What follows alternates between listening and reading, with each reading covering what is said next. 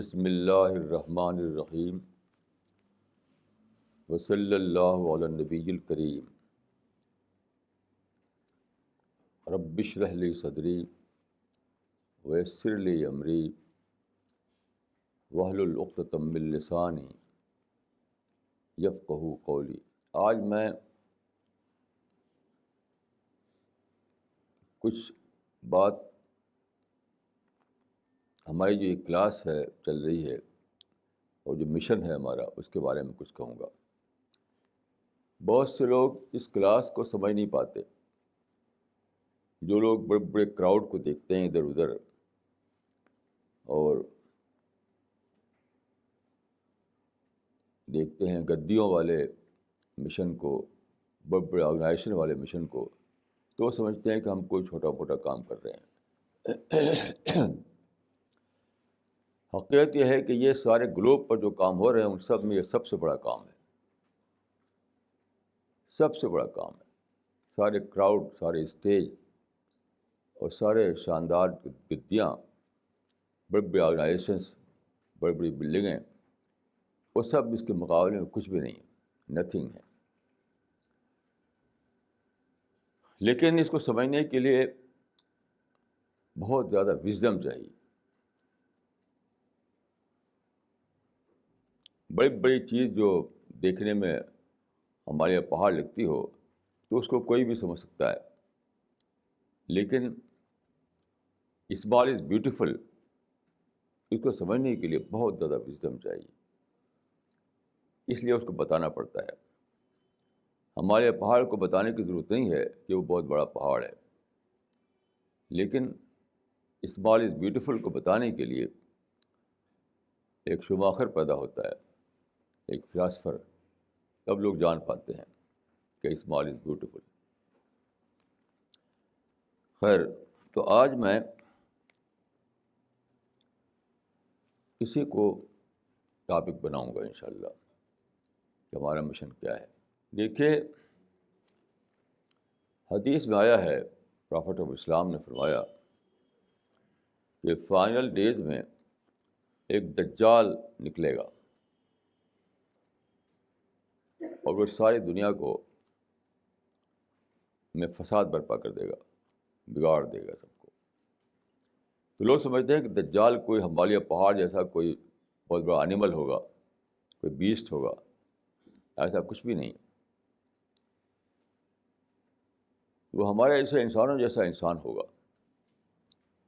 دجال کا مطلب ہوتا ہے گریٹ ڈسیور۔ دجال ایک عربک ورڈ ہے، اس کا مطلب ہوتا ہے گریٹ ڈسیور۔ تو اس پر میں نے بہت سوچا، بہت پڑھا، سارے جو ریلیونٹ ریکارڈ ہیں ان سب کو پڑھا۔ میں یہ سمجھ پایا ہوں کہ یہ گریٹ ڈسیور کا مطلب کیا ہے؟ ڈسیونگ انٹرپریٹیشن آف اسلام۔ دجال جو ہے وہ کیا کرے گا؟ اسلام کا ڈسیونگ انٹرپریٹیشن دے گا، دھوکہ دینے والا انٹرپریٹیشن۔ وہ ہوگا کیا؟ Political interpretation. یہی دجالی ہے، یہی ڈسیونگ انٹرپریٹیشن ہے۔ اس زمانے میں دیکھیے، ڈسیونگ انٹرپریٹیشن اس کو میں کہتا ہوں، یعنی پولیٹیکل انٹرپریٹیشن، جس میں کہ یہ بتایا گیا کہ اسلام کا گول ہے پولیٹیکل رول قائم کرنا۔ یہ بہت ہی ایبسرڈ بات تھی اور بیس لیس تھی قرآن و حدیث کے اعتبار سے، کہ اتنا پھیلائی کہ ساری مسلم دنیا میں پھیل گئی۔ ہر آدمی ڈائریکٹلی یا انڈائریکٹلی اس کے انفلوئنس میں آ گیا۔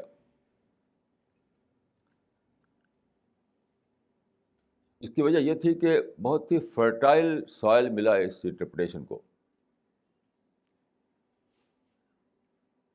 ایک بات میں یہ عرض کر دوں کہ دجال یعنی ڈسیونگ انٹرپریٹیشن دینے والا جو ہے وہ کیا ہوگا؟ وہ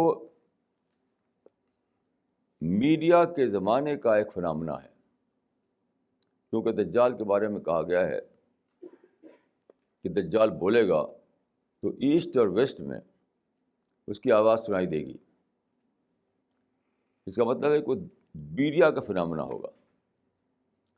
جب سے دنیا میں پرنٹنگ پریس آیا اور پرنٹ میڈیا اور الیکٹرانک میڈیا آیا, تبھی سے یہ ہوا. پہلے زمانے میں لوگ غلط بات کہتے تھے, لیکن دو چار لوگ جان پاتے تھے. سارے دنیا میں لوگ جانیں اس بات کو, ایسٹ اور ویسٹ تک اس کی بات پہنچے. یہ صرف میڈیا کا فنامنا ہے. تو میڈیا کے زمانے کی دجالی, یہ ہم اس کو فیس کر رہے ہیں. اور وہ دجالی کیا ہے؟ Political interpretation. اسی پولیٹیکل انٹرپریٹیشن کی وجہ سے ساری خرابیاں مسلم ورلڈ میں پیدا ہوئی ہیں.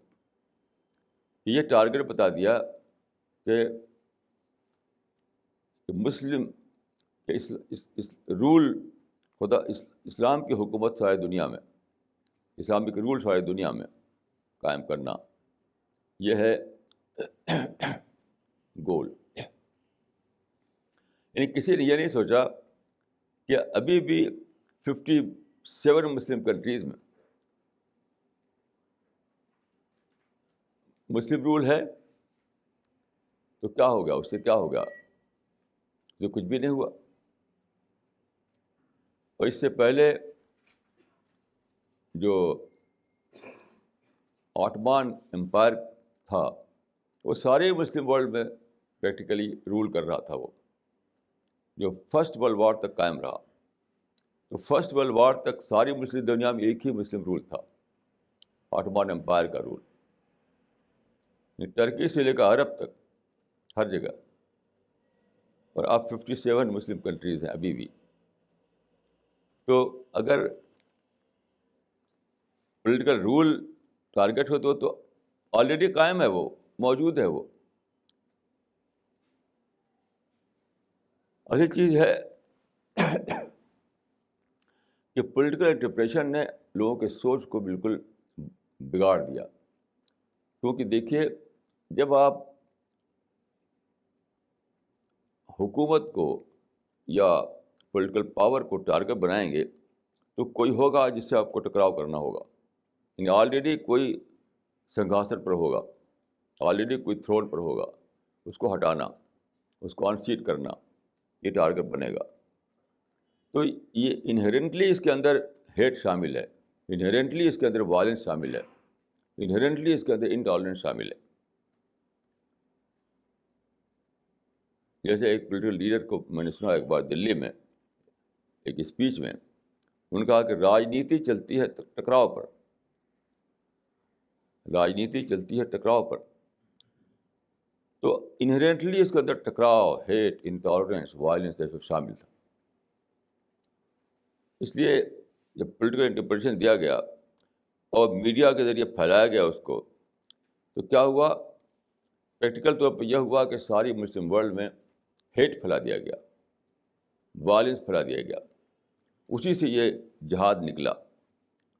ساری مسلم دنیا میں لوگ یا تو جہاد کر رہے ہیں یا جہاد کی بات سوچ رہے ہیں. یعنی کچھ لوگ ڈائریکٹلی انوالو ہیں جہاد میں, اور کچھ لوگ انڈائریکٹ وے میں اس میں انوالو ہیں. تو پوری مسلم دنیا جہادی بن گئی ہے. Violence, hate, intolerance.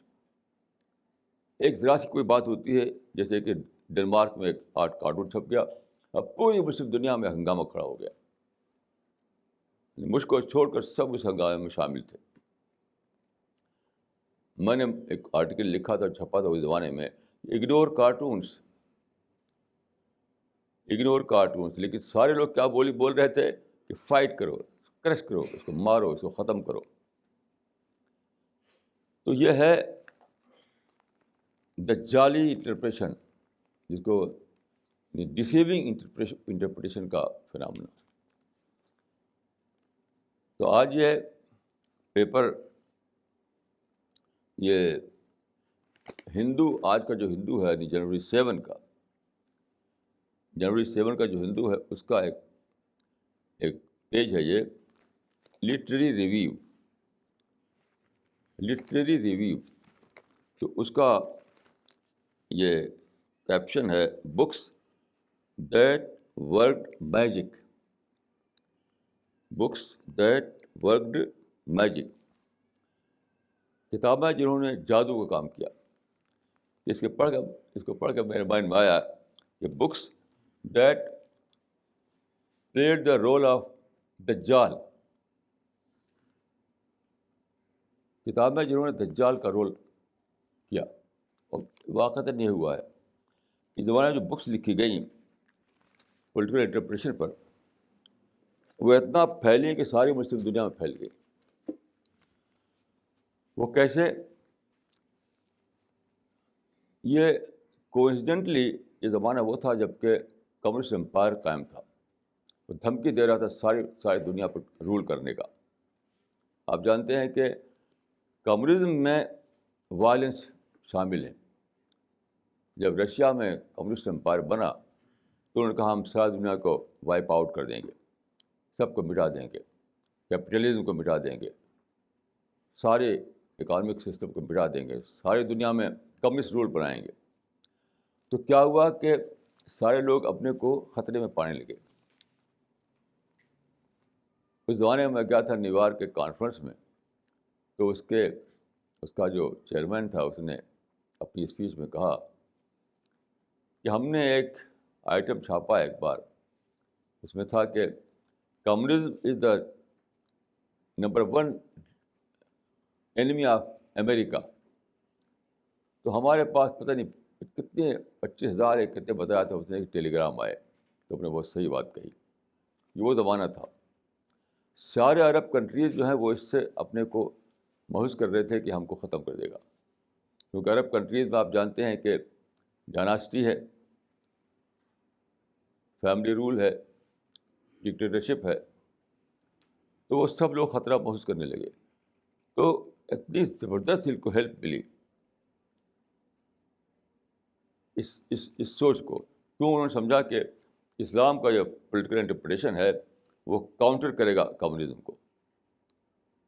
یعنی مسلم نوجوان، مسلم یوتھ، مسلم لوگ جو ہیں ان کو پولیٹیکل انٹرپریٹیشن کا سبق پڑھاؤ تو وہ کمیونزم کا شکار نہیں ہوں گے.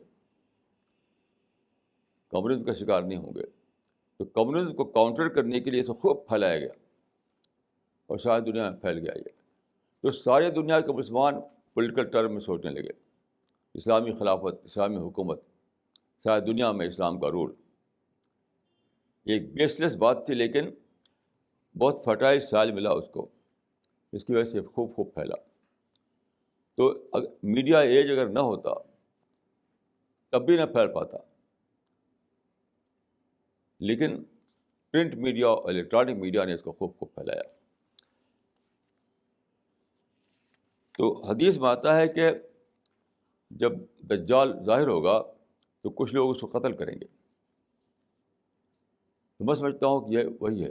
ہماری کلاس اسی لیے ہے کہ ہم قتل دجال کی کلاس ہے. یہ ہم دجال کو قتل کرنا چاہتے ہیں جس نے ساری دنیا کو وائلنس میں مبتلا کر دیا ہے.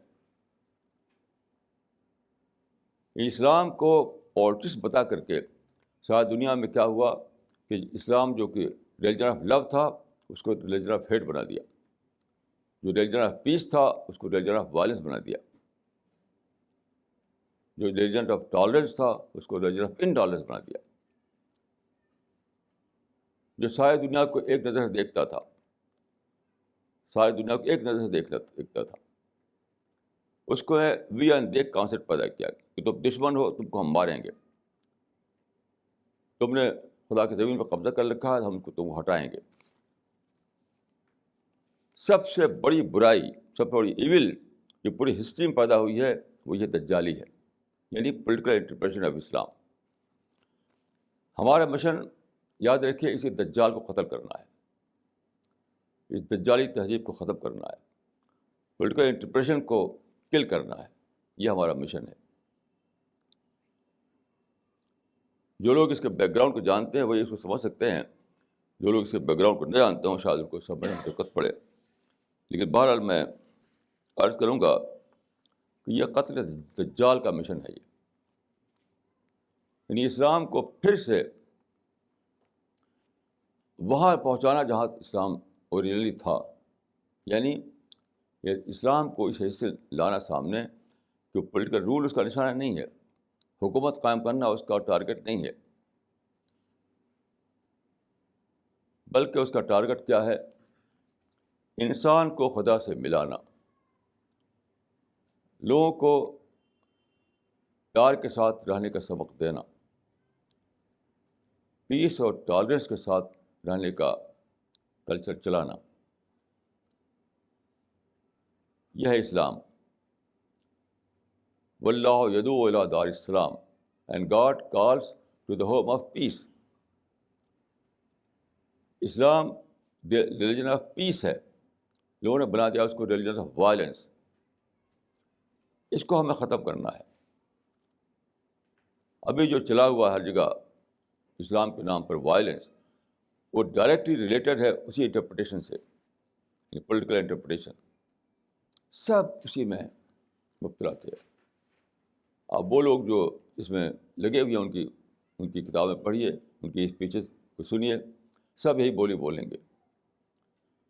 تو جڑ جو ہے وہ ہے پولیٹیکل انٹرپریٹیشن آف اسلام. اس کو ہمیں کل کرنا ہے, اس کو ہمیں ختم کرنا ہے, اس دجالی کا خاتمہ کرنا ہے ہمیں. اب میں آپ کو بتاؤں گا کہ یہ جو انٹرپریٹیشن دیا گیا کس طریقے سے اسلام کی ٹیچنگ کو ڈسٹارٹ کر کے اس کو بنایا گیا. It was distortion of all the teachings of Islam. جیسے مثال کے طور پر قرآن میں یہ آیت آئی ہے کہ اللہ نے اپنے رسول کو محمد صلی اللہ علیہ وسلم کو بھیجا لیظہرہ علی الدین کلہ, تاکہ ان کو غالب کر دے تمام دین پر. اس میں کیا ڈسٹارشن کیا گیا کہ اس سے نکالا گیا کہ ساری دنیا میں اسلامی حکومت قائم کرے. یعنی خدا نے بھیجا اپنے رسول کو اس لیے تاکہ ساری دنیا میں اسلامک رول قائم کرے. اب سوچئے کہ جو ورڈ ہے آیت میں وہ تو دین ہے, لیظہرہ علی الدین ہے, لیظہرہ علی الارض نہیں ہے. جو آیت ہے قرآن کی وہ ہے لیظہرہ علی الدین, تاکہ وہ غالب کر دے اس کو دین پر. لیکن اس کا مطلب کیا نکال لیا گیا؟ لیظہرہ علی الارض. کیونکہ آپ جانیے حکومت کہاں قائم ہوتی ہے؟ حکومت کیا دین پر قائم ہوتی ہے, ریلیجن پر قائم ہوتی ہے؟ حکومت تو زمین پر قائم ہوتی ہے. ایک لینڈ چاہیے, ایک زمین چاہیے, ایک کنٹری چاہیے جہاں حکومت آپ قائم کریں. دین کے اوپر کیسے حکومت قائم کریں گے آپ؟ دین تو ایک تھیوری ہے, ایک آئیڈیالوجی ہے, ایک سوچ ہے. سوچ کے اوپر کیسے آپ پولیٹیکل رول قائم کریں گے؟ تو آیت تو یہ تھی کہ لیظہرہ علی الدین کلہ, لیکن بنا دیا کیا؟ لیظہرہ علی الارض کلہ. اور ساری دنیا اس کے فریب میں آ گئی. اسی لیے اس کو دجال کہا گیا ہے. دجال, گریٹ ڈسیور. آپ غور کیجیے قرآن میں جو لفظ تھا وہ تو یہ تھا کہ لیظہرہ علی الدین کلہ, اس کو ان لوگوں نے بنا دیا لیظہرہ علی الارض کلہ. اس سے بڑا فریب کوئی ہو سکتا ہے کہ اس کو غالب کر دے دین پر؟ تو بتا کیا دے, اس کو غالب کر دے زمین پر, دنیا پر. حالانکہ وہ لفظ ہی نہیں وہاں پر ہے. دیکھیے دین پر غالب کرنا کیا ہے, اس کو آپ سائنس کی مثال سے سمجھ سکتے ہیں. سائنس اس وقت ایک غالب ڈسپلن ہے, ڈومیننٹ ڈسپلن ہے. پہلے فلاسفی ڈومینیٹ کرتی تھی, اب سائنس ڈومینیٹ کرتی ہے. تو کیا مطلب ہے اس کا؟ کیا سائنس کی کہیں پولیٹیکل رول ہے اس کا؟ کیا سائنس کہیں کنگ بنی ہوئی ہے؟ نہیں. سائنس نے کیا کیا ہے, ایسٹرالوجی تھی پہلے ڈومینیٹ کرتی تھی, ایسٹرالوجی کو ہٹا کر کے اب ایسٹرانومی کو لے آئی سائنس. تو ایسٹرالوجی کے اوپر ایسٹرانومی آج رول کر رہی ہے.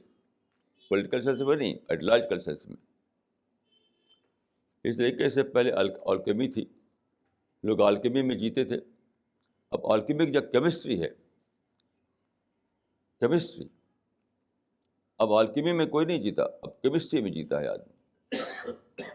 اس طریقے سے دیکھیے، پہلے سپرسٹیشن تھا، ساری دنیا سپرسٹیشن میں جیتی تھی. اب سپرسٹیشن کی جگہ سائنٹیفک وے آف تھنکنگ ہے. اب سائنٹیفک وے آف تھنکنگ جو ہے وہ پریویل کر رہا ہے. تو یہ ہے مطلب لیظہر علی الدین کا، کہ خدا کے دین کو دوسرے دونوں پر غالب کر دے، یعنی آئیڈیالوجیکل ڈومینیشن مراد ہے اس سے، جیسے کہ سائنس کا آئیڈیالوجیکل ڈومینیشن ہوا ہے. سائنس جب آئی تو یہ جو پہلے زمانے میں آپ جانتے ہیں کہ ناول اور اسٹوری کا زمانہ تھا، ڈرامے اور ناول اسٹوری کو بہت بڑی چیز سمجھا جاتا تھا، اور اس کو یعنی پوئٹری کو بہت بڑی چیز سمجھا جاتا تھا. اب سائنس نے کیا کیا، پوئٹری کو اس نے ہٹا دیا، اب اس کو پروز کو بڑا درجہ دے دیا، کیونکہ سائنس جن باتوں کو بتاتی ہے وہ صرف پروز میں بیان ہو سکتی ہیں، پوئٹری میں نہیں. آپ سائنس کی باتوں کو پوئٹری میں نہیں بتا سکتے، اس کو صرف پروز میں بتا سکتے ہیں. تو اب پروز ڈومینیٹ کر رہا ہے، پوئٹری نمبر 2 پر چلی گئی. یہ ہے سائنس کا ڈومینیشن، سائنس کا غلبہ. اس سینس میں ہے مطلب اس کا کہ خدا نے اپنا یہ رسول بھیجا ہے اس لیے کہ خدا کے دین کو تمام دوسرے دینوں پر غالب کر دے، یعنی آئیڈیالوجیکل سینس میں، آئیڈیالوجیکل سینس میں کہ اس کی آئیڈیالوجی جو ہے سب سے اوپر ہو جائے، جس طرح سے سائنس جو ہے سب سے اوپر ہو گئی ہے. تو آپ کہیں بھی آپ نہیں کہہ سکتے کہ سائنس کہیں پولیٹیکل سینس میں کہیں رول کر رہی ہے، لیکن سائنس ایک غالب ڈسپلن ہے ساری دنیا میں. تو لیظہر علی الدین کلی جو ہے وہ لیظہر علی الارض کلی نہیں ہے، بلکہ آئیڈیالوجیکل سینس میں اس کو دبدبہ ہو جائے، اس کا آئیڈیالوجیکل سینس میں وہ لوگوں کے ذہن پر چھا جائے، آئیڈیالوجیکل سینس میں وہ لوگوں کو حق معلوم ہونے لگے. یہ مطلب ہے اس کا. یہ کتنی بڑی دجالی ہے، آپ سوچیے کتنا بڑا فریب ہے. اسی لیے حدیث میں اس کو دجال کہا گیا، گریٹ ڈسیور. اور میں اس کو کہوں گا کہ وہ ڈسیونگ انٹرپریشن تھا، ڈسیونگ انٹرپریشن یعنی دھوکہ دینے والا انٹرپریشن.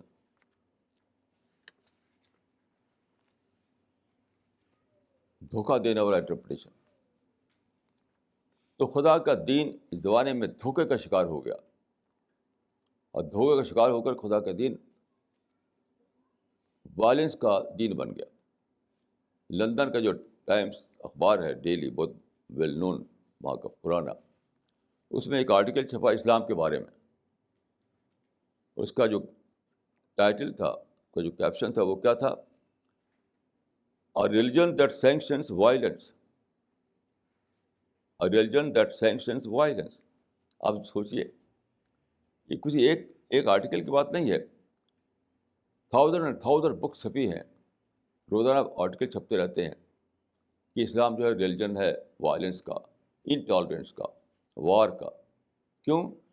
اس کی جڑ ہے یہی ڈسیونگ انٹرپریشن آف اسلام.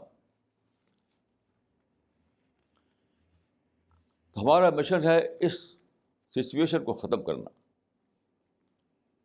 اس دجالی کو کل کرنا، اسلام کے سچے انٹرپریشن کو پھر سے لوگوں کے سامنے لانا. یہ ہے ہمارا مشن. اس کے لیے ہم یہ ٹیم بنا رہے ہیں. یہ کام بھیڑ سے نہیں ہو سکتا، یہ کام کراؤڈ سے نہیں ہو سکتا، یہ کام آریٹری سے نہیں ہو سکتا. اس کام اس طرح نہیں ہوتا کہ آپ لوگوں سے ڈبیٹ کریں. اس کے لیے بہت ایک مضبوط ٹیم چاہیے، بہت مضبوط ٹیم چاہیے. کچھ لوگ ہم سے پوچھتے ہیں کہ بھائی آپ کے بعد کیا، جیسے نہرو کے دوران کہا آفٹر نہرو ہو. یہ سب کوشچن جو ہیں، یہ میں اس کو انیکرونزم کہوں گا. زمانے کو نہ سمجھنا. دیکھیے یہ زمانہ جو ہے اس کو سمجھیے اچھی طریقے سے اس بات کو. یہ زمانہ انسٹیٹیوشنس کا زمانہ ہے. ہر چیز انسٹیٹیوشنلائز ہو گئی ہے. پہلے زمانے میں سب کچھ تھا کنگشپ, رول, حکومت, کیونکہ لینڈ بیسڈ اکانومی ہوتی تھی اس زمانے میں. ہر چیز ڈپینڈ کرتی تھی لینڈ پر, ایگریکلچر پر, اور لینڈ کا مالک ہوتا تھا کنگ, رولر. تو سب کچھ جو تھی وہ اس کا تعلق حکومت سے تھا. اب لینڈ بیسڈ اکانومی نہیں دنیا میں ہے. اب تو انڈسٹریلائزیشن ہوا ہے. اب ملین قسم کے نئے چیزیں وجود میں آ گئی ہیں. یہ سب انسٹیٹیوشن کے ذریعے ہوتا ہے. یہ ہے انسٹیٹیوشنلائزیشن. آج دیکھیے آپ, حکومت کو صرف ایڈمنسٹریشن کہا جاتا ہے. یو ایس ایڈمنسٹریشن آپ پڑھتے ہوں گے اخباروں میں. کہ امریکی گورنمنٹ کیا ہے, ایڈمنسٹریشن ہے وہ. تو حکومت کے باہر سارے جو بڑے بڑے شعبے ہیں وہ سب حکومت کے باہر. جیسے جرنلزم ہے, انڈسٹری ہے, ایجوکیشن ہے, بینکنگ ہے, جتنے بھی چیزیں ہیں, اسکول, کالج, یونیورسٹی, سب حکومت کے باہر ہیں. میڈیکل ہیلتھ حکومت کے باہر ہے. ایڈمنسٹریشن کو چھوڑ کر کے ساری چیزوں کا انسٹیٹیوشنلائزیشن ہو گیا ہے. تو وہ زمانہ نہیں ہے. انڈیویجول رول کا زمانہ ختم ہو گیا. اب انسٹیٹیوشنل رول کا زمانہ ہے. انڈیویجول رول کا زمانہ ختم ہو گیا. اب انسٹیٹیوشنل رول کا زمانہ ہے. ہم ایک انسٹیٹیوشن بنا رہے ہیں.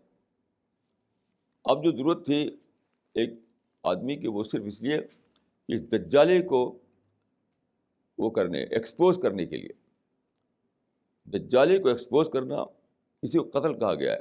دیکھیے حدیث میں جو کہا گیا کہ دجال کو قتل کرنے کی بات کہی گئی ہے, تو دجال کو ایکسپوز کرنا مراد ہے اس سے. قتل کا مطلب نہیں کہ تلوار سے گردن کاٹے گا کوئی.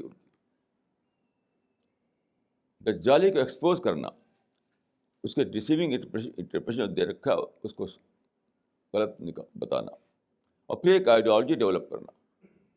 اسلام کا جو ٹرو پکچر ہے, اسلام کی جو ریئل ٹیچنگ ہے, اس کی بیس پر ایک آئیڈیالوجی, ایک کمپلیٹ آئیڈیالوجی ڈیولپ کرنا.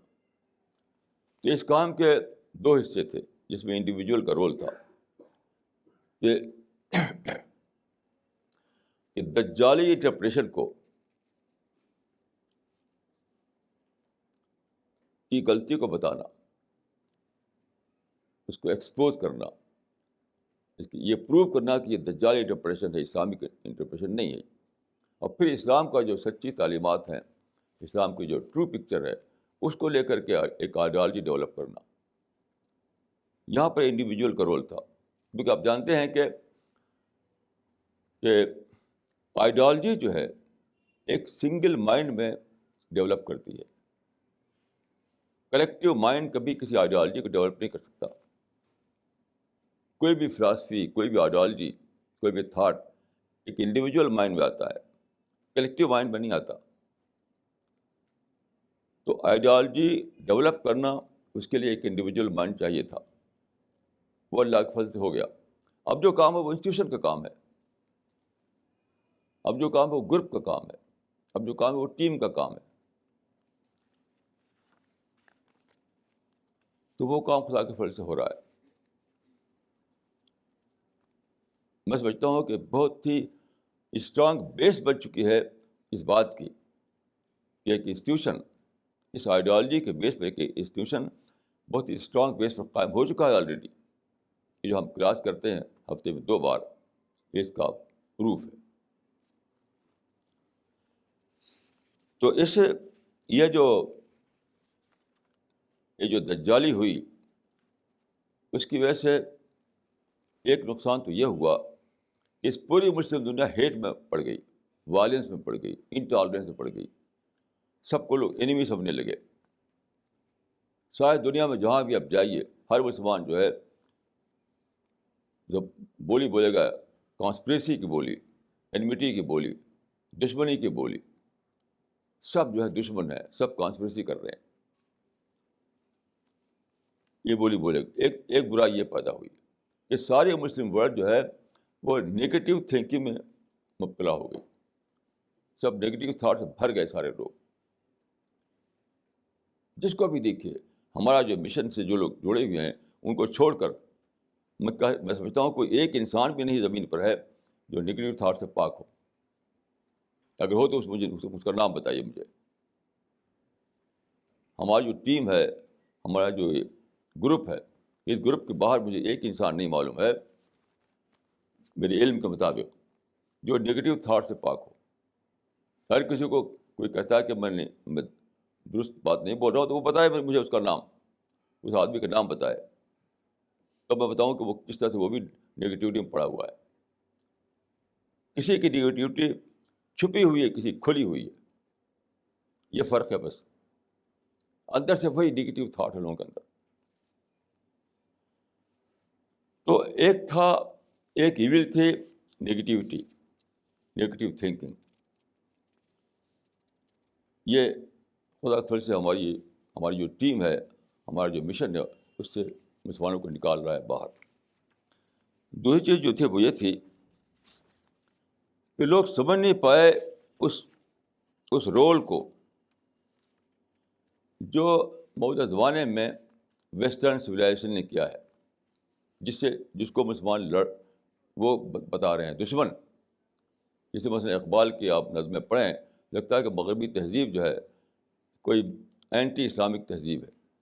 ان کو پڑھیے, ابوالعلا مودی کو پڑھیے, سید قطب کو پڑھیے, جماعت الافغانی کو پڑھیے, آیت اللہ خمینی کو پڑھیے, کسی کو پڑھیے آپ, ویسٹرن سویلائزیشن کو انیمی آف اسلام بتائیں گے. حالانکہ وہ خدا کی بلیسنگ تھی. ویسٹرن سویلائزیشن جو خدا کی بلیسنگ تھی, خدا کی بلیسنگ تھی وہ. لیکن سارے تھنکر جتنے بھی ہیں one to all without any exception, سب نے ویسٹرن سویلائزیشن کو انیمی کے روپ میں دیکھا.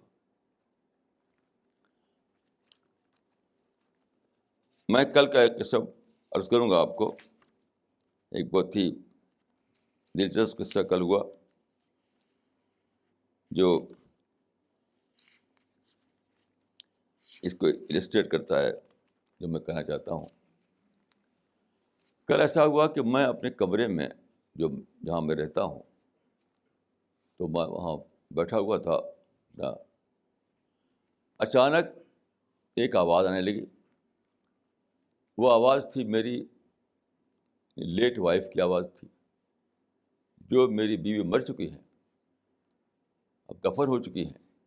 ان کی آواز بالکل ویسی آواز جیسے کہ سنتا تھا میں جب وہ زندہ تھی تب.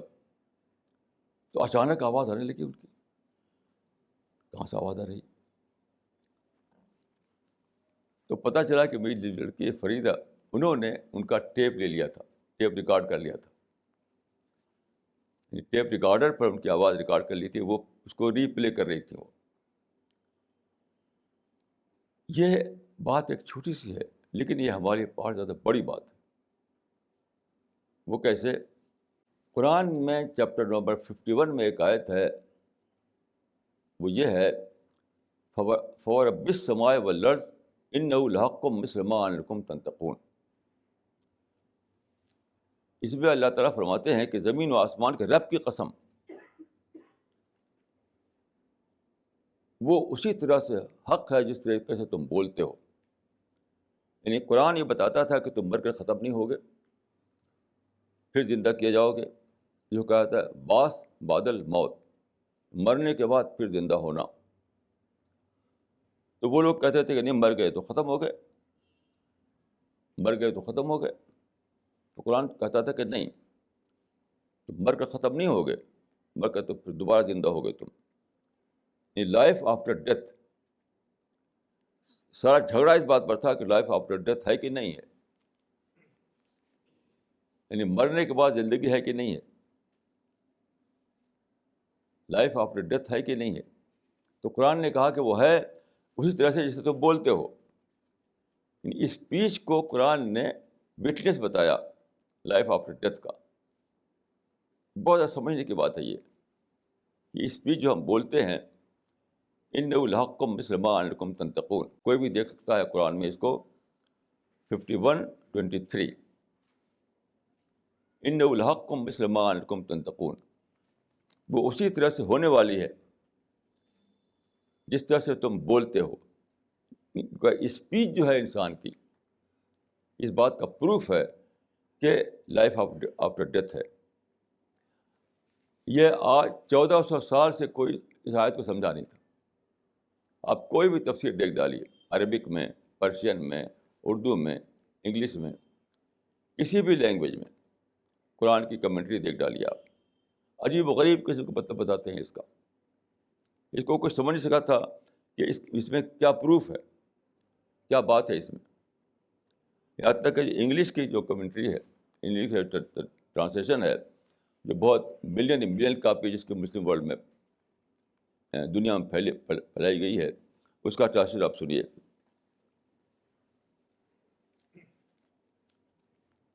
یہ عبداللہ یوسف علی کا ٹرانسلیشن ہے. This is chapter 51, verse 23. This is the very truth, as much as the fact that you can speak intelligently to each other. اب دیکھیے، آپس میں بات چیت کو لے لیا انہوں نے. آپس میں بات چیت سے کیا پروو ہوگا؟ یعنی وہاں پر جو انڈر ڈسکشن جو ایشو ہے وہ تو یہ ہے لائف آفٹر ڈیتھ. کہ مر گیا آدمی تو پھر دوبارہ زندہ ہوگا. اس پر بتا رہے ہیں کہ تمہاری اسپیچ اس کا پروف ہے کہ زندہ ہوگا. لیکن اس کو کیا سینس میں لے رہے ہیں وہ؟ آپس میں بات چیت. اب غور کیجیے، آپس میں بات چیت سے کیسے پروف ہو گئی؟ ساری کمیونٹی جتنے بھی ہیں، ابھی صبح میں نے آج صبح جو بہت بڑی عربک کی تفسیر اس کو پڑھا، کچھ بھی مطلب نہیں نکلتا اس میں. اس آیت کے مطلب کو پہلی بار جس نے پروف کیا وہ ویسٹرن سویلائزیشن ہے. وہ کیسے؟ وہی انہوں نے ریکارڈنگ مشین بنائی. ہمارے بچپن میں گراموفون ہوا کرتا تھا، اب ٹیپ ریکارڈر ہے اور ٹی وی ہے. آپ ذرا غور کیجئے کہ وہ انسان جو مر چکا اور بہت دن بیت چکے مرے ہوئے اس کی اچانک آواز سنائی دے رہی ہے. مرا ہوا پھر زندہ ہو گیا ہے. خدا نے ایک عجیب غریب فنامنا ہے اسپیچ. اس آیت سے معلوم ہوتا ہے، اس آیت سے معلوم ہوتا ہے کہ اسپیچ ایک عجیب غریب فنامنا ہے. وہ اس بات کا ثبوت ہے کہ مرنے کے بعد بھی انسان زندہ ہے. میری بیوی مر چکی تھی، میں سمجھتا تھا وہ قبر میں دفن ہو چکی ہیں. اچانک ان کی آواز آنے لگی. کیسے آئی؟ ٹیپ ریکارڈر کے ذریعے. ٹیپ ریکارڈر کس نے بنایا؟ یورپ امریکہ نے بنایا، جن کو ہم اپنے اینیمی سمجھتے ہیں، اپنا دشمن سمجھتے ہیں. اب بتائیے کہ قرآن کی اتنی بڑی حقیقت کہ لائف آفٹر ڈیتھ قرآن کا سب سے بڑا ایشو ہے، اور اس پر کنٹروورسی ہوتی رہی. یوں سمجھیے قرآن میں نہیں، انہیں پوری ہسٹری میں اس پر لوگ انکار کرتے رہے، پیغمبروں کا ریجیکٹ کرتے، ریجیکٹ کہ ہم نہیں مانیں گے کہ مرنے کے بعد بھی زندگی ہے. مر گئے تو ختم، مر گئے تو ختم. ہمارے بچپن میں یہ شعر بہت پڑھا جاتا تھا کہ زندگی کیا ہے عناصر میں ظہور ترتیب، موت کیا ہے انہی اجزاء کا پریشان ہونا. کہ مر گئے تو ختم. یہ بات آج سے نہیں تھی، 25,000 سال سے تھی. جب سے ہسٹری ہے تب سے، رسول اللہ کے زمانے میں تھی، رسول اللہ کے بعد بھی تھی. اور قرآن میں بتانے کے بعد بھی لوگوں کو پتہ نہیں تھا اس کا کہ اسپیچ جو ہے اس بات کا پروف ہے کہ مرنے کے بعد بھی انسان زندہ رہتا ہے. اب آج تو آپ دیکھتے ہیں کہ اس کا فوٹو بھی دیکھتے ہیں آپ انسان کا، مرنے کے بعد اس کا فوٹو بھی زندہ ہے، مرنے کے بعد اس کی اسپیچ بھی زندہ ہے، مرنے کے بعد اس کا موومنٹ بھی زندہ ہے، چل رہا ہے، پھر رہا ہے. یہ سب کس نے کیا ہے؟ یہ کس نے کیا؟ یہ سو کال جہادیوں نے کیا ہے. سو کال انہوں نے کیا، انہوں نے پولیٹیکل انٹرپریٹیشن دیا اسلام کا، انہوں نے کیا ہے. یہ کیا ہے ان لوگوں نے جن کو آپ ویسٹرنرس کہتے ہیں، یورپین نے کیا ہے، امریکنس نے کیا ہے، جیپنیز نے کیا ہے. کہ کتنے بہت اتنی لمبی ایفرٹ کے بعد انہوں نے ٹیپ ریکارڈر بنایا، ٹی وی بنایا، ریکارڈنگ مشین بنائی، اور قرآن کی اس آیت کو ڈیمونسٹریشن دے دیا، ڈیمونسٹریشن. آپ قرآن کو پڑھیں، پچھلے نبیوں کو پڑھیں، تو سب سے زیادہ کنٹروورشل جو بات رہی ہے وہ یہ لائف آفٹر ڈیتھ رہی ہے. سب سے زیادہ کنٹروورشل پرافٹ کے زمانے میں، ہر پرافٹ کے زمانے میں لوگ سمجھتے تھے کہ مر گئے ختم، مر گئے ختم. آپ بتائیے کہ اتنی بڑی بات جو چھپی ہوئی تھی، جو پوری ہسٹری میں چھپی رہی، رسول اللہ کے زمانے میں بھی چھپی رہی، رسول اللہ کے بعد بھی چھپی رہی، اور قرآن کی آیت کو کوئی سمجھ نہیں پاتا تھا. عجیب غریب قسم کی اس کی وہ اس کا انٹرپریشن دیتے تھے. اب کوئی بھی آپ اٹھا لیجیے، کوئی کمنٹری، کوئی بھی تفسیر، عربک میں، پرشین میں، اردو میں، انگلش میں، ٹرکش میں، کسی بھی زبان میں، کسی بھی زبان میں آیت کا کوئی انٹرپریشن نہیں ملے گا آپ کو. پہلی بار ماڈرن سویلائزیشن نے یہ کیا ہے کہ اس آیت کی ایک بالکل کھلی اس کا انٹرپریشن دے دیا کہ انسان مرنے کے بعد بھی زندہ رہتا ہے. سن لو اس کی آواز، سن لو اس کی تصویر، سن لو، دیکھ لو اس کا موومنٹ، دیکھ لو اس کو چلتے پھرتے. ٹیپ ریکارڈر میں آپ اس کی آواز سنتے ہیں، ٹی وی میں آپ اس کو چلتے پھرتے دیکھتے ہیں، اس کی صورت دیکھتے ہیں، حالانکہ وہ مر چکا ہے. کب کا مر چکا ہے وہ. پتہ ہے کہ اتنا بڑا کام جس نے کیا ہے. کچھ لوگ ہیں جو اسی کو دجال کہتے ہیں. کچھ لوگ ہیں کو مسلمانوں، کچھ آریٹر بڑے دھوم سے تقریر کرتے ہیں کہ ویسٹرن سویلائزیشن بھی دجال ہے. یہ کچھ چھوٹی بات ہے. دجال وہ جو ایسی اسپیچز دیتے ہیں، اسپیچ دینے والے دجال ہیں، اسپیچ دینے والا دجال ہے. آپ غور کیجیے، اگر آپ نے قرآن کو پڑھا ہے تو آپ کو یہ بات معلوم ہوگی کہ سب سے زیادہ کنٹروورشل ایشو جو ہے قرآن میں وہی ہے، لائف آفٹر ڈیتھ. اور اس کو 2 اور 4 کی طرح اس کا پروف دے دیا. تو قرآن میں یہ کہا گیا تھا کہ لائف آفٹر ڈیتھ اتنا ہی یقینی ہے، اتنا ہی سرٹن ہے وہ، جس طرح تمہارا بولنا. بس اتنا تھا. اب پتہ نہیں تھے کہ بولنا کیسے پروف بنتا ہے اس بات کا، کیسے وٹنس بنتا ہے اس بات کا. تو جو میں اس سے پہلے عرض کیا تھا کہ خدا نے ہسٹری میں ایک نیا پروسیس جاری کر دیا، نیا پروسیس. اور اسی کلمنیشن ہے western civilisation, western science, western thought, western technology. اسی کا کلمنیشن ہے جس نے خدا کے دین کی سچائیوں کا ایک ڈیمونسٹریشن دے دیا ہے. جب آپ ایک مرے ہوا ایک انسان مر چکا ہے، دفن ہو چکا ہے، ختم ہو چکا ہے، اب جب آپ ٹیپ ریکارڈر پر اس کی آواز سنتے ہیں، ٹی وی میں اس کو چلتا پھرتا دیکھتے ہیں، اس کو بولتا ہوا دیکھتے ہیں، تو بالکل جیسے کہ ڈیمونسٹریشن آپ سامنے آ جاتا ہے لائف آفٹر ڈیتھ کا. یہ کس نے کیا؟ انہی لوگوں نے کیا. میں یہ بات اس لیے کہہ رہا ہوں کہ اتنی بڑی بات چھپی رہ گئی کیونکہ لوگوں کو ڈال دیا انہوں نے اس پر، حکومت پر، اور اس کو اس کو دجال بتا دیا. جو اسلام کی سچائی کو کھول رہے تھے ان کو دجال بتا دیا، اور خود دجال تھے یہ لوگ. مسلمانوں کو پالیٹکس میں الجھا دیا. اب سوچیے آپ ایک اور پہلو سے کہ پولیٹیکل رول کبھی بھی اسلام کا ٹارگٹ بن نہیں سکتا ہے کبھی، اور بنے تو اسلام ایک اٹرنل مذہب نہیں ہوگا. وہ کیوں؟ خدا کو ضرور پتہ تھا کہ ایک زمانہ آئے گا جب کہ پولیٹیکل رول جو ہے وہ بہت ہی ریڈیوس ہو جائے گا، اس کا ایروژن ہو جائے گا. جب لینڈ بیسڈ اکانومی ختم ہوگی تو انڈسٹری آ جائے گی، اپنے آپ کنگشپ جو ہے ریڈیوس ہو جائے گا اپنے آپ. کنگ کیا ہوتا تھا؟ کنگ سب سے لینڈ لارڈ ہوتا تھا، سپر لینڈ لارڈ. کنگ کون ہوتا تھا؟ جو لینڈ لارڈ ہوتا تھا. جو سب سے بڑا لینڈ لارڈ ہے وہی کنگ ہے. تو اب لینڈ بیسڈ اکانومی ختم تو کنگشپ بھی ختم. اور پھر جو نیا ڈیولپمنٹ ہوگا، جو انسٹیٹیوشنس بنیں گے سارے، تو پولیٹیکل رول جو ہے وہ ڈی سینٹرلائز ہو جائے گا، ساری چیزیں دوسروں کے قبضے میں چل جائیں گے، اور سنگھاسن کے قبضے میں کیا رہے گا؟ صرف ایڈمنسٹریشن. تو کیا خدا ایسی چیز کو ٹارگیٹ بتا سکتا ہے جو ریڈیوس ہوتے ہوتے اتنی سی رہ جائے؟ کبھی نہیں بتا سکتا. تو ان لوگوں نے جو ٹارگیٹ دیا وہ ٹارگیٹ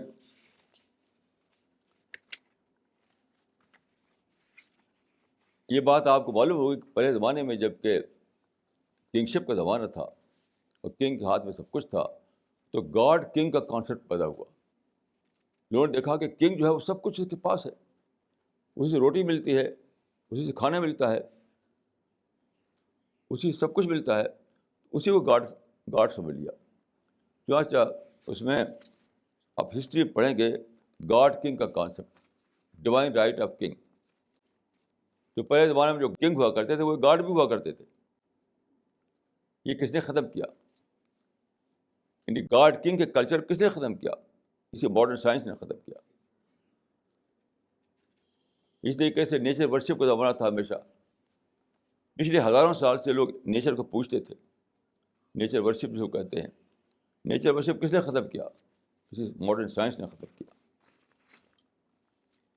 لیکن چونکہ مسلم مائنڈ کو الجھا دیا گیا پالیٹکس میں، اس لیے اتنی بڑی بڑی باتیں ان سے اوجھل ہو گئی، وہ بلائنڈ ہو گئے سمجھنے کے لیے ان باتوں کو. یعنی پولیٹیکل ٹکراؤ کرنے لگے. جہاں بھی دیکھے مسلمان پولیٹیکل ٹکراؤ کر رہے ہیں، تخت کو چھیننے کے لیے، سنگھاسن کو چھیننے کے لیے، تھرون کو چھیننے کے لیے، ہر جگہ بس کی لڑائی ہو رہی ہے ہر جگہ. اور اتنی بڑی بڑی باتیں جو ہے ان سے اوجھل ہیں، ان کو خبر ہی نہیں اس کی نہیں ہے، خبر ہی نہیں اس کی. اسلام کی سچائیاں جو ہیں اس طرح سے پروو ہو رہی ہیں، اس کا انہیں پتہ ہی نہیں. جس کو دیکھے وہ پولیٹیکل ٹکراؤ کر رہا ہے. اسلام کی ماڈرن ہسٹری میں میں سمجھتا ہوں کہ سب سے بڑا انٹیلیجنٹ آدمی جو پیدا ہوا وہ تھا سید جماعت الدین افغانی. سید جماعت الدین افغانی بہت زبردست آدمی تھا. اس نے برکسا سے ملاقات کی تھی فرانس میں جا کر کے، فرینچ زبان جانتا تھا. وہ بہت زبردست آدمی تھا. میں سمجھتا ہوں کہ اس پورے ماڈرن پیریڈ جو ہے اس میں اتنا بڑا دماغ کوئی نہیں پیدا ہوا سید جماعت الدین افغانی جیسا دماغ. لیکن کیا ہوا؟ ساری طاقت انہوں نے لگا دی پولیٹیکل ٹکراؤ میں اور مر گئے اسی مر گئے. وہ پوری زندگی اس میں. اس زمانے میں کولونیلزم کا زمانہ تھا، تو بس اسی سے ٹکرا رہے ہیں، اسی سے لڑ رہے ہیں، اسی سے مر رہے ہیں، اسی کے خلاف یعنی پلاننگ کر رہے ہیں. اپنے مائنڈ کا کوئی اور استعمال کہ ماڈرن سائنس کو سمجھیں، ماڈرن زمانے میں دعوی ورک کے جو اپرچونیٹیز ہیں اس کو سمجھیں، خدا کے دین کی جو سچائیاں ری اسٹیبلش ہوئی اس کو سمجھیں، اس کو بتائیں دنیا کو. یہ کام وہ نہیں کر سکے. اگرچہ وہ پرشین جانتے تھے، وہ عربک جانتے تھے، وہ ٹرکش جانتے تھے، وہ فرینچ زبان جانتے تھے، اور شاید تھوڑا بہت اردو بھی جانتے تھے. اتنا زبردست ان کا میموری تھی کہ ان کا دماغ تھا، کمپیوٹر تھا. پھر کام کچھ بھی نہیں کیا. ان کے بارے میں بتاؤں آپ کو کہ ان کے ایک شاگرد تھے مفتی محمد عبدہ، جو مصری تھے، وہ ایجپشن تھے، وہ تو ان کے شاگرد تھے وہ، اور ان کے ساتھ وہ رہتے تھے وہ. لیکن انہوں نے دیکھا مفتی محمد عبدہ کہ ہم لوگ مر کٹ رہے ہیں، کچھ ہوتا کچھ بھی نہیں. ان سے لڑائی، ان سے لڑائی، ان سے لڑائی، ان سے لڑائی، کام کچھ کوئی پازیٹیو رزلٹ نکل نہیں رہا ہے. تو انہوں نے ایک بار کہا ان سے، جماعت الدین افغانی سے، کہ ہم لوگ جو کام کر رہے ہیں پولیٹیکل ٹکراؤ کا، اس میں تو کوئی رزلٹ کوئی مل نہیں رہا ہے، کچھ کوئی پازیٹیو نتیجہ تو مل نہیں رہا ہے. تو ہم لوگ ایجوکیشن کا کام کریں، چھوڑیے اس کو، پالیٹکس چھوڑ دیجیے، ہم لوگ ایجوکیشن کا کام کریں. جانتے کیا کہا انہوں نے؟ جماعت افغانی نے ان کا انما انت مثبت. جماعت الدین افغانی نے مفتی عبدو سے کہا، مفتی محمد عبدو سے، کہ انما انت مثبت، کہ تم تو بزدلی کی باتیں کرتے ہو، تم تو بزدلی کی باتیں کرتے ہو. یعنی پولیٹیکل ٹکراؤ کو چھوڑ کر کے ایجوکیشن کا کام کرنا ان کے نزدیک بزدلی تھی. دعوی ورک کرنا ان کے لیے بزدلی تھی. کانسٹرکٹیو ورک کرنا ان کے لیے بزدلی تھی. سائنس کی حقیقتوں کو جان کر کے اس کے ذریعے سے اسلام کی سچائیوں کو ری اسٹیبلش کرنا، یہ بزدلی تھی. ان کا انڈمان تو مثبت میم سے بے تو یہ حالت ہوئی ہے ہمارے بڑے بڑے جو مائنڈ ہوئی پیدائش زمانے میں ان کی.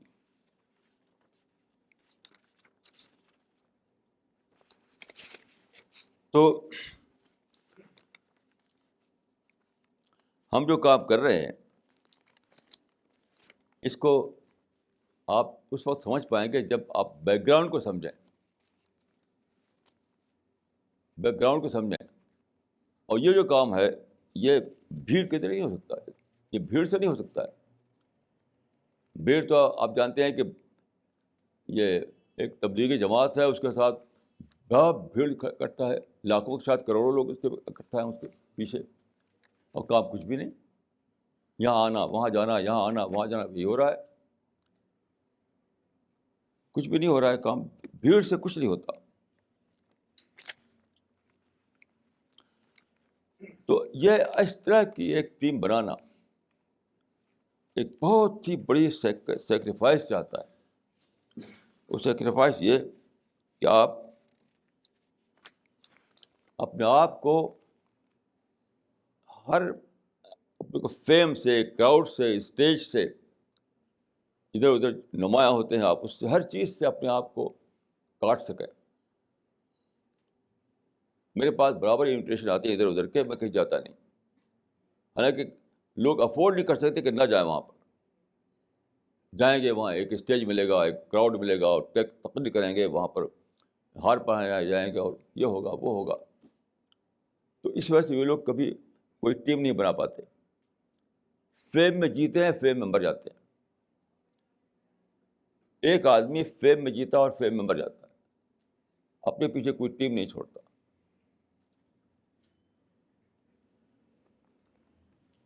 اقبال نے مشہور شعر ان کا ہے، کہا تھا کہ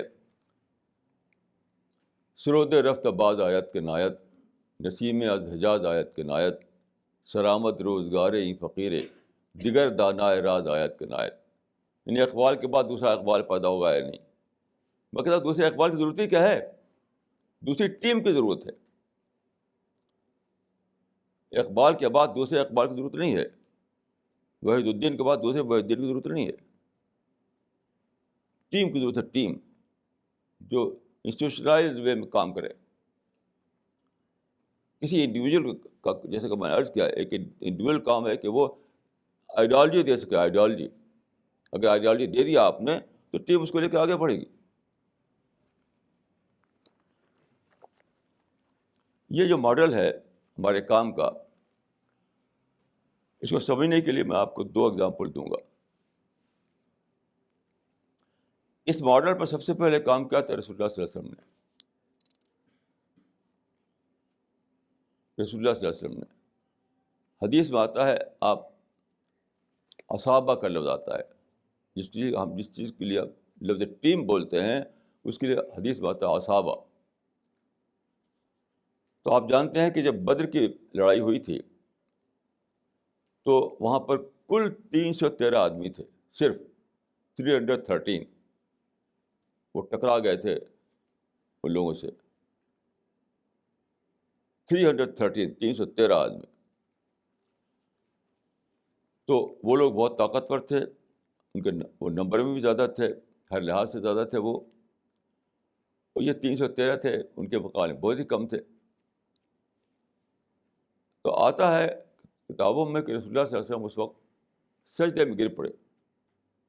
سجدے میں گر پڑے. آپ رو رہے تھے، آپ کہہ رہے تھے اللہم ان تہلک ھذہ العصابہ لا توبۃ بعدھا فی الارض. آپ رو رہے تھے اور یہ کہہ رہے تھے اے اللہ اگر یہ ٹیم ختم ہو گئی تو اس کے بعد قیامت تک تیری پرستش نہیں ہوگی، تیری عبادت نہیں ہوگی. اس کا مطلب کیا تھا کہ رسول اللہ صلی اللہ علیہ وسلم نے ایک آئیڈیالوجی دی، اس آئیڈیالوجی کے تحت ایک ٹیم بنی.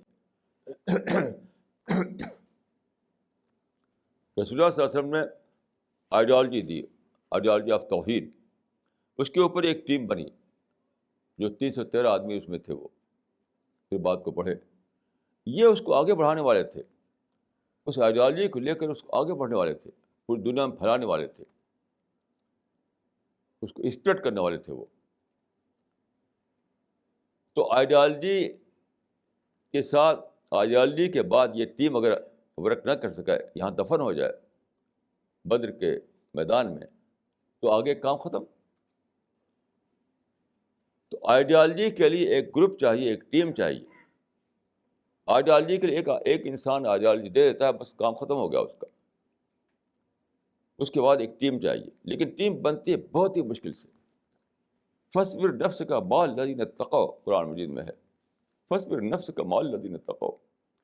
اپنے آپ کو صبر کے ساتھ جوڑے رہو ان لوگوں کے ساتھ, ہر چیز کٹ کر, ہر چیز کو نظر انداز کر کے, ہر چیز کو اگنور کر کے. فاصبر نفسک مع الذین اتقوا. کتنے سارے ٹیمپٹیشن آئیں گے, کتنے سارے دوسرے تقاضے آئیں گے, کتنی دوسری پکاریں آئیں گی, سب کو اگنور کر کے اس کے ساتھ جڑے رہو. یہ تھوڑے سے لوگ جو ہیں, کیونکہ جب یہ تھوڑے سے لوگ بن جائیں گے, ایک ٹیم بن جائے گی, تو پھر وہ آگے بڑھاتی رہے گی اس کو. تو یہ کام ہم کر رہے ہیں, جس کو ہم کہتے ہیں اصحابہ ماڈل. اس ماڈل پر میں سمجھتا ہوں کہ ہسٹری میں کوئی مثال اس کی نہیں ہے, سوائے ایک مثال مجھے ملتی ہے جو پارشل سینس میں انہوں نے اس کو دہرایا. وہ سیکولر مثال ہے, وہ ہے فیبین سوسائٹی. مسلمانوں میں تو کبھی دوبارہ یہ کام نہیں ہوا. رسول اللہ کے بعد کبھی بھی مسلمانوں میں کوئی ایسا آدمی نہیں اٹھا جس نے پھر اصحابہ بنایا ہو, پھر ٹیم بنائی ہو, پھر گروپ بنایا ہو.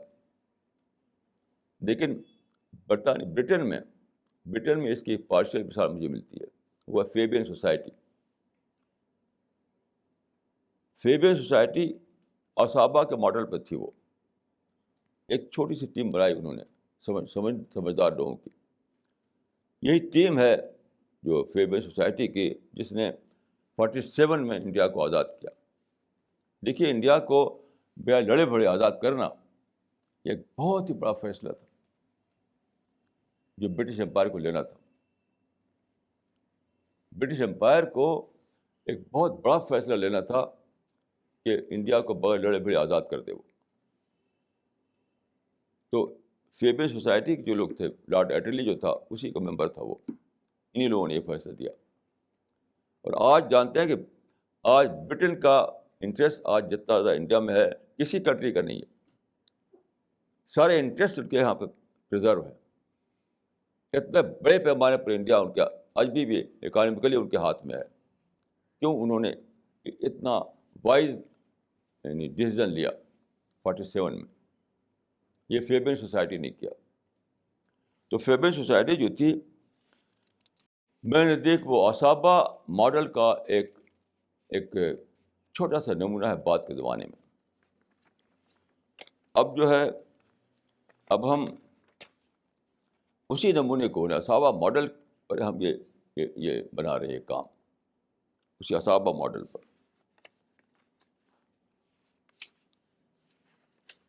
ایک حدیث ہے,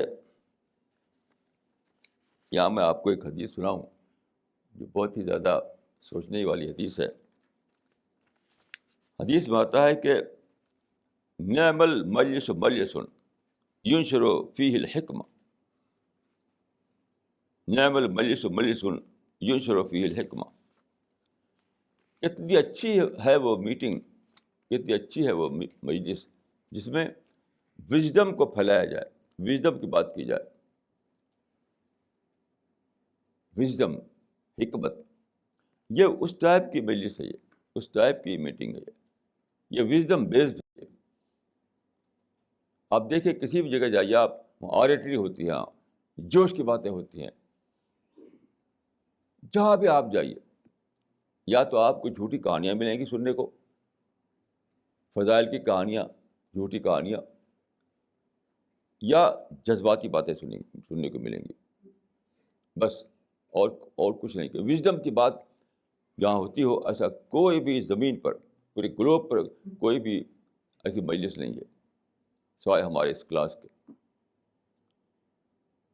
تو یہ جو فرمایا رسول اللہ صلی اللہ علیہ وسلم نے کہ نعم المجلس مجلس ینشر فیہ الحکمہ، اس کا یہ سچ پوچھو تو مصداق ہے کہ ہم اس مجلس کو یا اس ویکلی میٹنگ کو کرتے ہیں اس لیے تاکہ ہم وزڈم کی بات کریں، حکمت کی بات کریں، عقل کی بات کریں، انٹلیکچوئل اویکننگ کی بات کریں، انٹلیکچوئل ڈیولپمنٹ کی بات کریں، یعنی اسلام کو وزڈم کے لینگویج میں لوگوں کو بتائیں، اسلام کو لینگویج کی زبان دیں.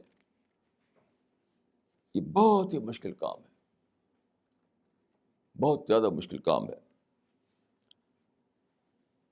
اسی لیے میں ایک بار تو آج سے بہت پہلے، جب یہ ٹیم نہیں تھی ہماری، بہت پہلے کی بات ہے، شاید 25 سال ہو گئے ہوں گے، میں ایک عرب کنٹری میں گیا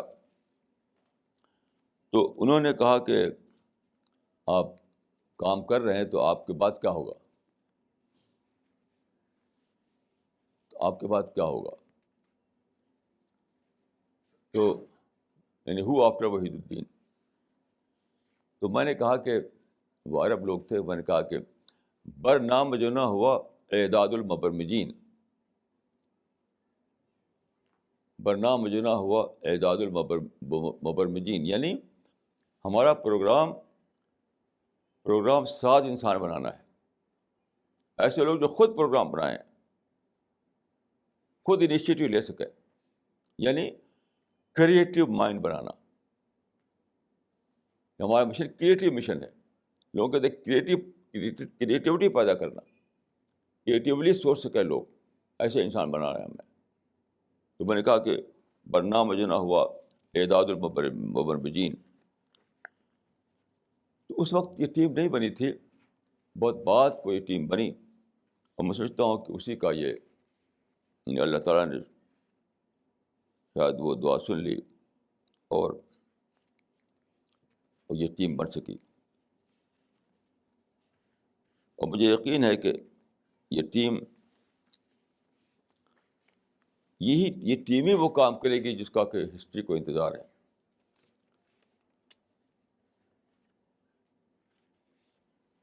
یہی ٹیم وہ کام کرے گی جس کا ہسٹری کو انتظار ہے، کہ اسلام کی سچائی کو پھر سے سائنٹیفک لینگویج میں بیان کرنا، اسلام کی سچائی کو ایسی زبان میں بیان کرنا کہ جسے آج کا مائنڈ ایڈریس ہو.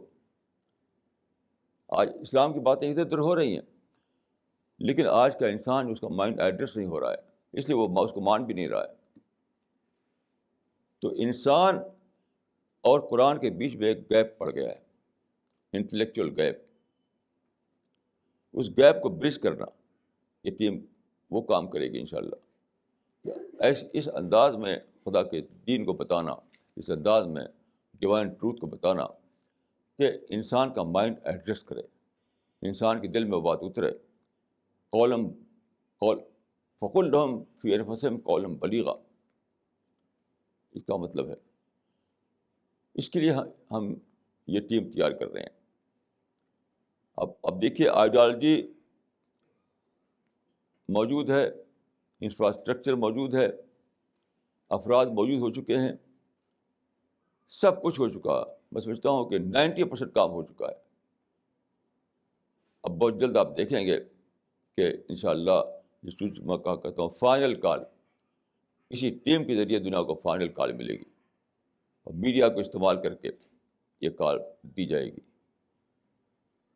یعنی آج کا جو میڈیا ہے، پرنٹ میڈیا اور الیکٹرانک میڈیا، اس کو استعمال کر کے انشاءاللہ یہ ٹیم جو ہے دنیا کو فائنل کال دے گی. میں سمجھتا ہوں کہ یہی خدا کا سب سے بڑا کام ہے اس زمانے میں.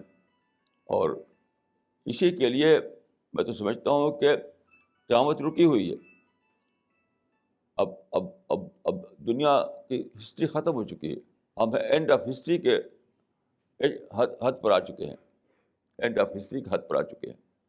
اب صرف یہ ہے کہ دنیا کو بتا دیا جائے کہ سچائی کیا ہے، بس ڈے آف ججمنٹ کے بارے میں بتا دیا جائے، اور اس کے بعد یہ دنیا ختم ہو جائے گی. اور پھر اس کے بعد دوسری دنیا پیدا ہوگی جہاں ہیل ہوگا اور پیراڈائز ہوگی. بلیسڈ لوگ جو ہیں وہ پیراڈائز میں ہوں گے، اور جن کو خدا ریجیکٹ کرے گا وہ ہیل میں ہوں گے. میری دعا ہے کہ اللہ تعالیٰ آپ لوگوں کو توفیق دے کہ آپ یہ کام کریں، اسی کو آپ نے پرائرٹی بنائیں اسی کو آپ اپنی زندگی بنائیں، اسی کو آپ اپنا گول بنائیں، اسی کو اپنا ٹارگٹ بنائیں،